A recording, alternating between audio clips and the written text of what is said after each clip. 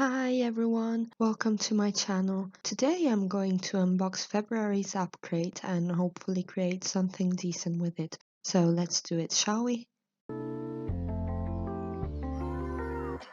Pastel pink in the sunset. You know I never wanna make you upset.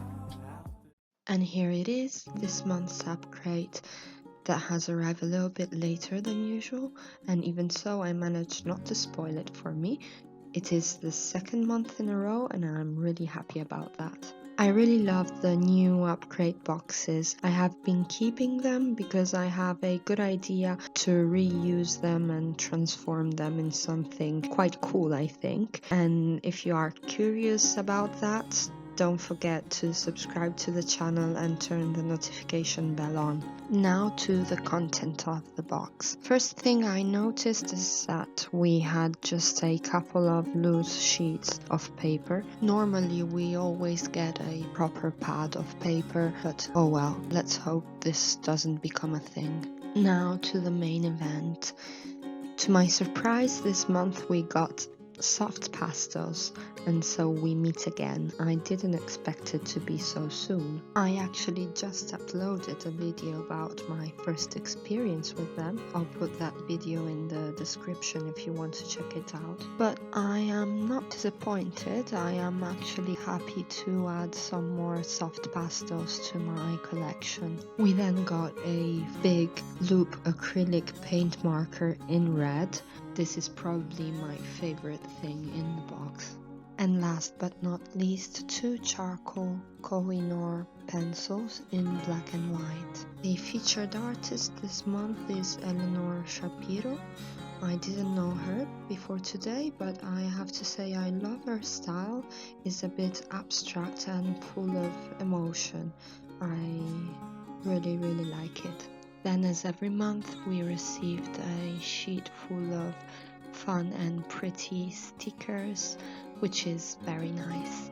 Before diving into the UPCRATE battle, I checked the bottle post, and I really like that a part of having lots of information regarding the art supplies, there are also lots of artists featured in it. I follow two of the podium of the crystal clear battle, actually, both the winner Trinkety and the third place Louise Zhao, both really talented.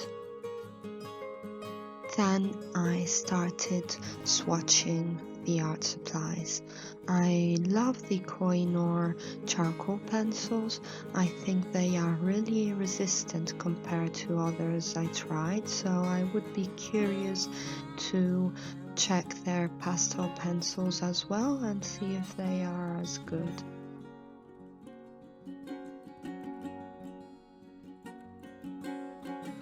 As for the Rembrandt soft pastels, I already knew them. Is the same brand I used last time. Is the only brand I tried, but I really think they are top quality. And I love the colors in this palette, which is the muted colors palette. I don't find these colors to be that muted. I actually find them quite vibrant and I love the combination of it. The acrylic loop marker activated super fast and easy, and what else can I say? I just love it. I love the red hue. It's really bright and it's a joy to use. Also, the Koh-i-Noor charcoal pencils and the soft pastels showed on top of the acrylic marker beautifully, and that was a quite nice discovery. So I grabbed a few tools and went straight for the UPCRATE battle. I had a couple of ideas for it, but when I put the pencil on the paper, it went totally another way. Still good for the theme, but just different.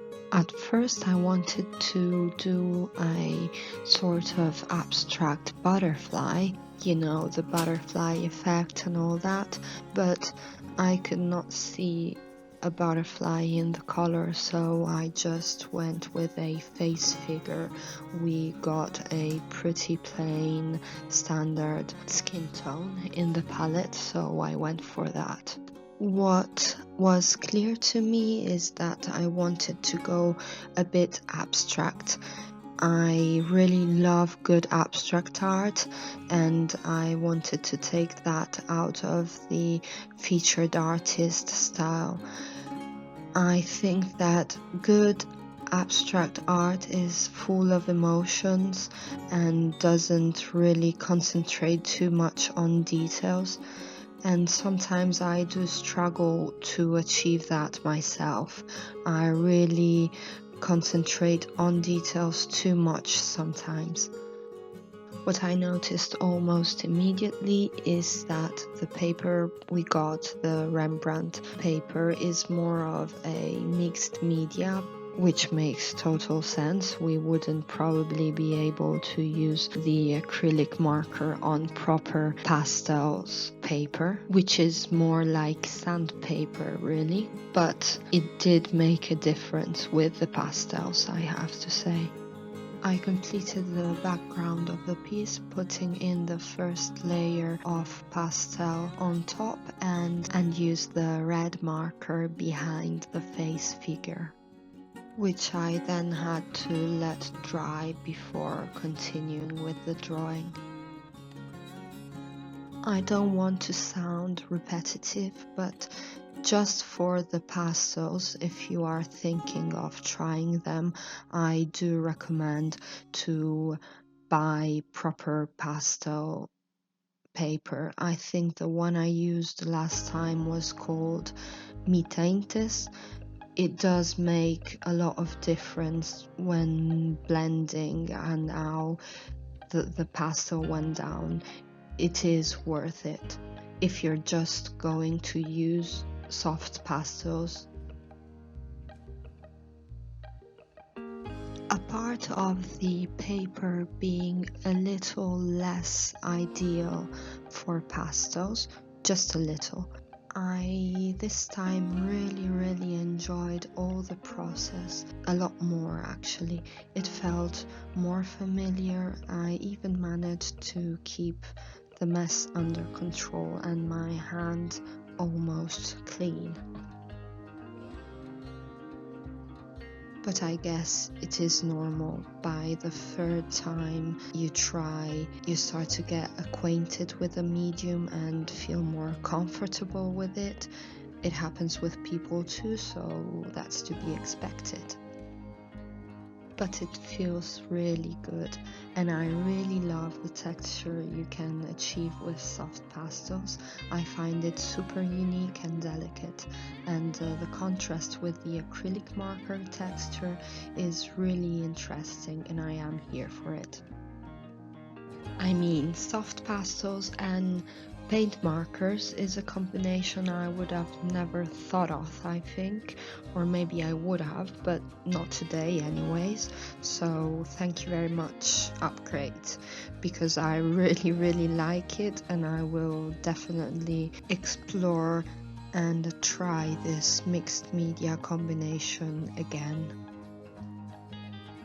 At first I considered keeping a limited color scheme, even more limited than the palette we got, but while I was going, I enjoyed how all the colors I had went together, so I ended up using them all. I blended them and alternated them until I filled up all of the page.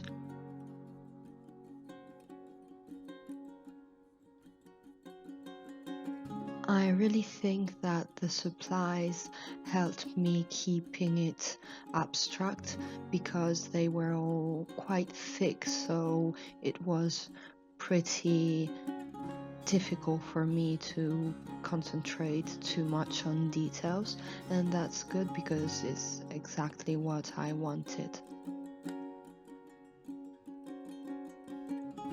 I did use the pencils to add a bit of details here and there, however. Also, I used both black and white to add some depth to the echo part of the drawing, and the black to give a sort of black aura to the face figure. In the end, I think I really like the result of the challenge. We'll see for sure in a few days, but I had fun and I think I achieved what I wanted from it, so I'm happy. And as always, I would really appreciate if you took the time of letting me know what you think down in the comments, or even just by leaving a like or a dislike. It really helps. And whichever it is, if you liked or disliked the final result, if you are still here, thank you very much for watching. I hope you did enjoy the video, and if you did, consider subscribing to the channel.